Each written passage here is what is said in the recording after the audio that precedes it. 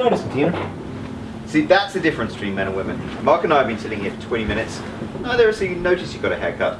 Tina comes down, it's the first thing she sees. Yeah. In Mark's defense, he's been on his phone the whole time. Dude, when we talk about your haircut, just send me a picture on Snapchat.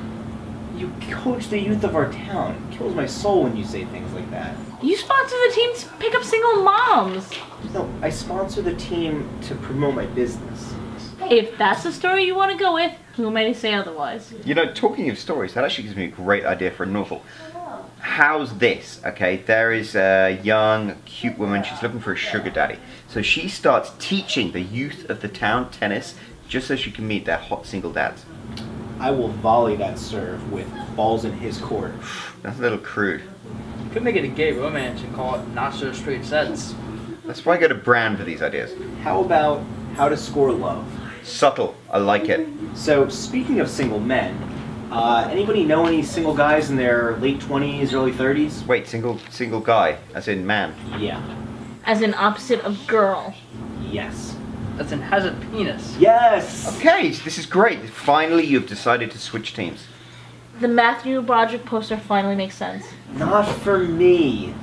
For my hairstylist. I'm looking to set her up. Why? As you can see, I'm very particular about my haircut. You're particular about who cut your hair?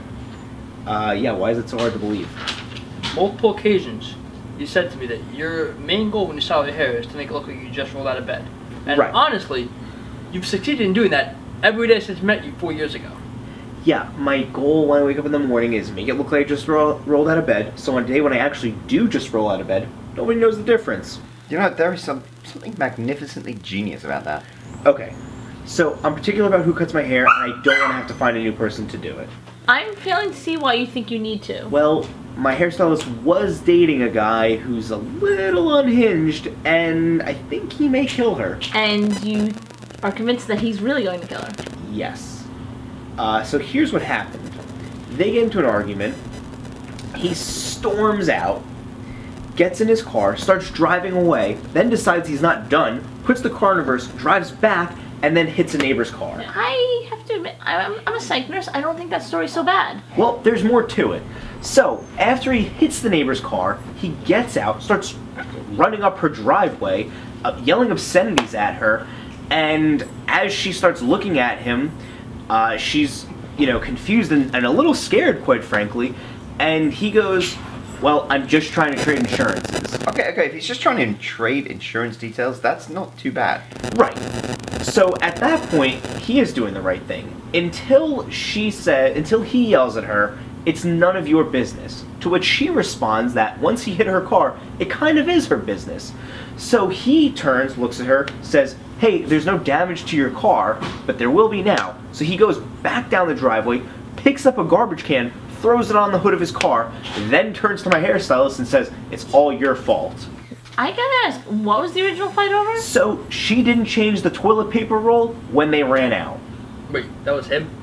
You've heard this story before? I'm more surprised he was listening. Story like that circulates the police pretty quickly, especially in a town of only 15,000 people. Does anybody know any eligible bachelors? Why didn't you just ask for another stylist? She's kind of the only stylist at her salon.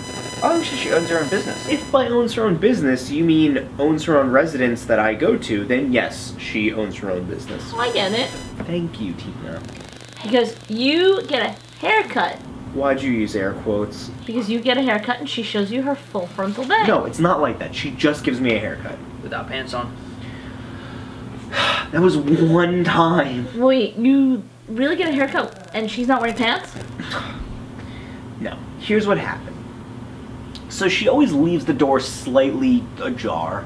So I go in, I open the door, I yell her name, and she comes right away. Yes, she does. Except this one time, she didn't yell, and she didn't respond, so I went into her house and I looked around, and then I found her in her bedroom with no pants on. Ah, so this is when you took yours off too. No, I'm not into her like that. Why not? You're single, she's single, just go for it. Listen, I know it wouldn't work out, then I'd be back to the same place that I am right now looking for a new hairstylist. So what makes you so sure that it would indubitably fail? If you said what makes her think it's indubitably going to fail, she would ask you what indubitably means. It'd be the Zero Aquarium all over again. Exactly. With his mom on the team one time, cute mom said to her, "What are you doing this weekend?" And she said, "I'm taking my son to the zoo aquarium."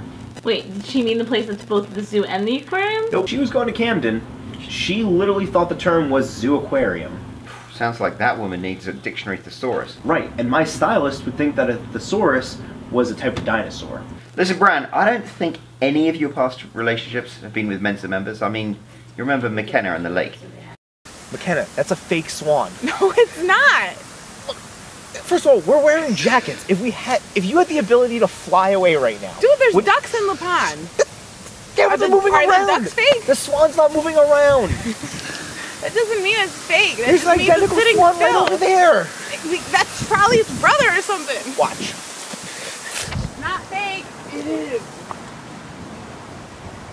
Look, it just moved. The ducks move, not the swan. Right, so I haven't had the greatest track record. But, I mean, Tina, you've got to know some, like, cute doctor at the hospital, right?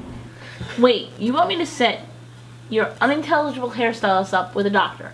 A medical doctor? I have a doctor you can set her up with. Oh, really? What's his name? Dr. Pepper. For real. You gotta know somebody at the precinct, right? I'm not setting her up with anybody I know. Why not? I met your hairstylist. And She's not that attractive. The cops are pretty shallow. she's a solid 6. On the Richter scale, going from looks, she's a 4.5, 5 at best. So points of personality? 3.5 then. So, besides the poor vocabulary, and a lack of intelligence, and apparently her unattractiveness, why else would she have trouble finding a mate? Well, she's not a real go-getter. Oh, so she's lazy. I wouldn't say lazy. I'd say she lacks vision. Yeah, I'd say she likes it, alright. She kind of missed the spot. Wait, really? No, I'm just kidding. She didn't miss the spot. It looks just like you were at bed. You should have let him believe that. Then he wouldn't be trying to set up his train wreck of a hairstyle stuff. Risking personal and professional relationships. She's not a train wreck. She just has some small deficits that I personally couldn't get past. I figured maybe one of you knew somebody at your respective places of work. Hey, there's nobody where I work that's single. You work from home. Exactly, and I love my wife very much. So you'll refill this glass then? I don't love you that much. Someone's not getting lucky tonight. That was red, right? Bran, I actually did hear something at the hospital today that would be of interest to you. We've gone over this before. I can't date a patient. Not romantically. They're expanding the hospital and adding some new wings, and I kind of thought of you. Seriously? Serious. That's amazing. How do I throw my hat into the ring for this? Already done. I carried around some of your business cards, and I gave them to the higher-ups. Thank you. Just wait for that call.